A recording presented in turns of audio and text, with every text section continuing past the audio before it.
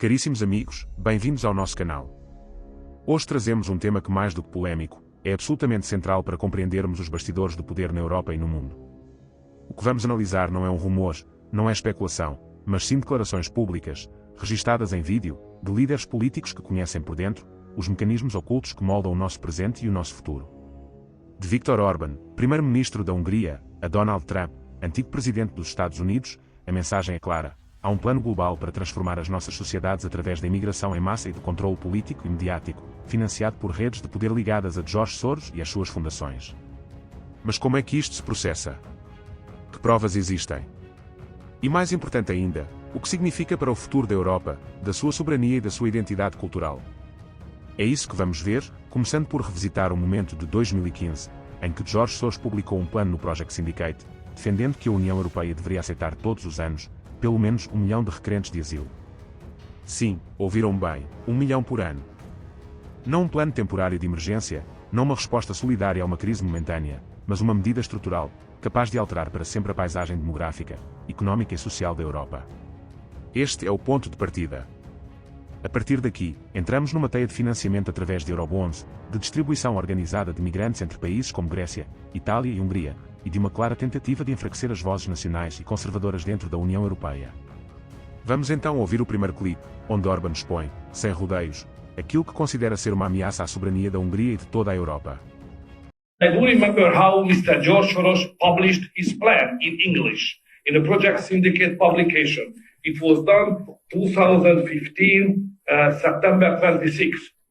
And he published a plan. He said that he is I'm quoting, he write the 6 components of my comprehensive plan. I just quote 2 or 3 points of that. First is, he says very clearly, 2015, that, quoting again, EU has to accept at least 1 million asylum seekers annually. That was the first point. Second, he said, adequate financing is critical. And he proposed to issue long-term euro bonds for financing the migration crisis and the migrants' social and welfare taking care when they arrive to the European Union. And another point which is very important for Hungary, which is involving the territory of Hungary directly into this program, he said that, quoting them, safe channels must be established for asylum seekers, starting with getting them from Greece and Italy to their destination countries, which means to bring them to Greece, to Hungary, and then have them to go to Austria. So don't forget that what we are speaking about is not an accidental stories, not a bulk of 10 years of accidental stories. It's a plan which is going on. It was written. It was published. It's known.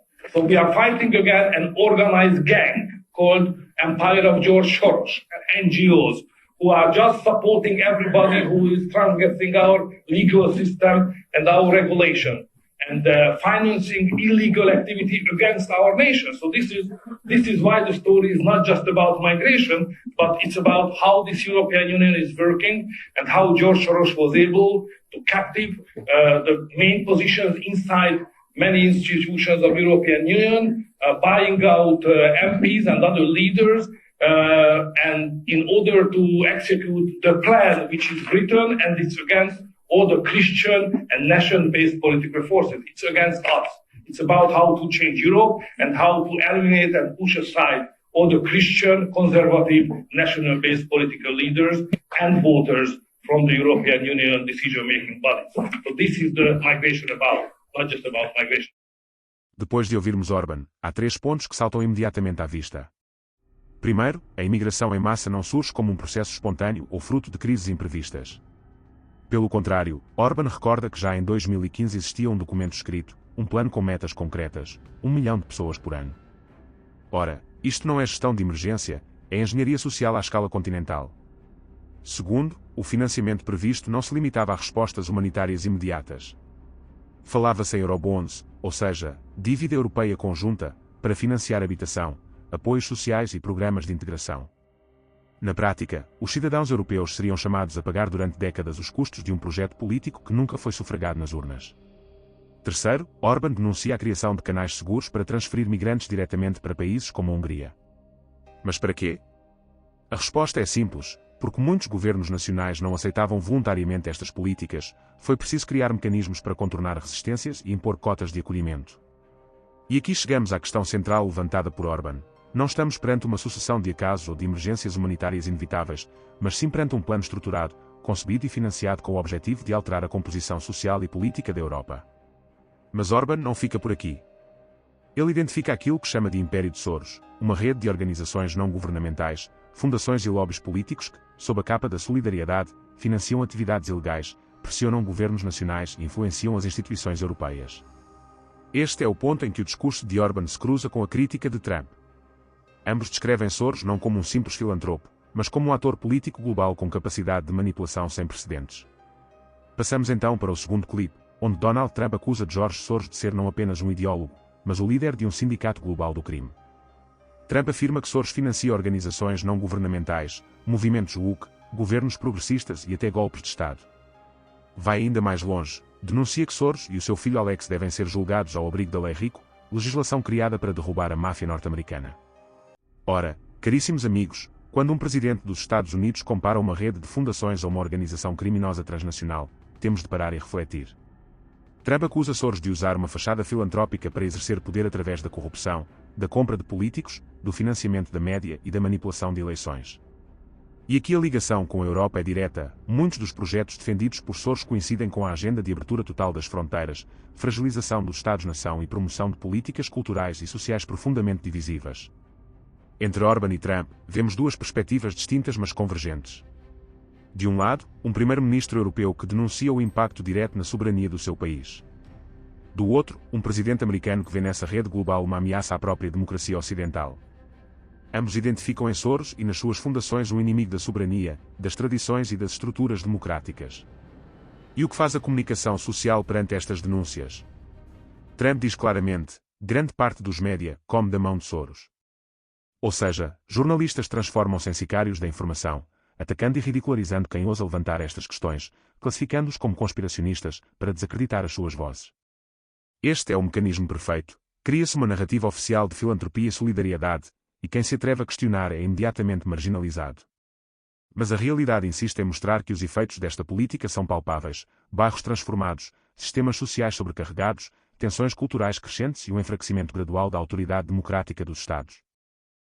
Soros e hijo dirigen una perversa maquinaria global que orquesta en silencio golpes de Estado como el de Maidán en Ucrania, rupturas de la unidad soberana de algunos países como España en Cataluña, invasiones migratorias de africanos hacia Europa, acoso y derribo de gobiernos de derecha patriota en Europa e Iberoamérica, financiando a los principales medios de comunicación. Queridos amigos, Donald Trump desde el año 2016 no le quita el ojo de encima. Soros encarna todo lo que detesto, ha señalado el presidente de Estados Unidos, quien afirma que Soros y su grupo de psicópatas han causado graves daños al país. Por lo tanto, dice, no vamos a tolerar más que estos lunáticos destrocen los Estados Unidos. Por cierto, estimados amigos, si ustedes buscan en la red o en ChatGPT, verán ustedes que los medios de comunicación están sesgados a favor de Soros, ya que muchos periódicos, radios y televisiones comen de su mano. Se darán cuenta que los mal llamados periodistas, sicarios de la información a sueldo del globalismo, tildan a gente como un servidor de conspiranoico por denunciar abiertamente a la Open Society de Soros como una organización del mal. Pero no nos callaremos. Pues bien, ahora Donald Trump va a ir mucho más allá. Quiere que Soros y su hijo Alex, calificados de máximos representantes de la izquierda radical, se sienten en el banquillo de acusados en un juicio bajo la ley RICO, es decir, la misma que fue diseñada para derribar a la mafia en los Estados Unidos. Para Trump, el imperio Soros no es para nada una red filantrópica, es un sindicato del crimen basado en el racket, es decir, la extorsión mafiosa y la corrupción al comprar a políticos y funcionarios. El presidente republicano ha lanzado una cruzada contra el multimillonario húngaro para destruir desde dentro su perverso entramado. Conclusão. Caríssimos amigos, depois de ouvirmos estas declarações de Orbán e Trump, a pergunta que se impõe é clara: quem está realmente a decidir o futuro da Europa e do Ocidente? Será que são os cidadãos, através do voto e das instituições democráticas? Ou será que são redes globais de influência, financiadas por bilionários e organizações internacionais, que impõem políticas nunca sufragadas, alterando a nossa realidade sem debate público? O plano de 2015 mostra que nada disto é improvisado. Orbán revela o impacto direto na Hungria e na Europa. Trump vai ainda mais longe e qualifica este império como um verdadeiro sindicato global do crime.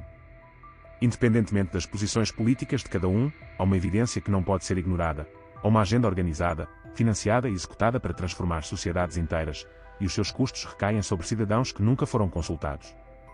E aqui está o ponto mais importante: não se trata de ódio ou de teorias obscuras. Trata-se de exigir transparência, de exigir democracia, de exigir que decisões de tal magnitude sejam discutidas e votadas pelos povos, e não impostas por elites internacionais que agem nas sombras. Amigos, este é o debate que precisamos de ter. Será que queremos uma Europa construída sobre a vontade dos seus povos, ou uma Europa moldada por interesses globais que nos veem apenas como peças descartáveis de um grande tabuleiro? A resposta está em cada um de nós.